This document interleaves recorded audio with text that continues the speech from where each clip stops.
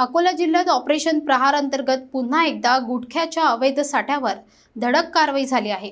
स्थानिक गुन्हे शाखेच्या पथकाने रामदासपेठ परिसरात छापा टाकून तब्बल 79,000 रुपयांचा प्रतिबंधित गुटखा जप्त केला असून 2 आरोपींना पोलिसांनी ताब्यात घेतले आहे।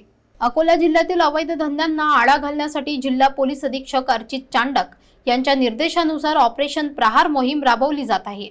याचाच एक भाग म्हणून 31 जुलै रोजी स्थानिक गुन्हे शाखेच्या पथकाने रामदासपेठ पोलीस ठाणे हद्दीतील रेल्वे स्टेशन परिसरात अमनदीप हॉटेल जवळ गोपनीय माहितीवरून कारवाई केली।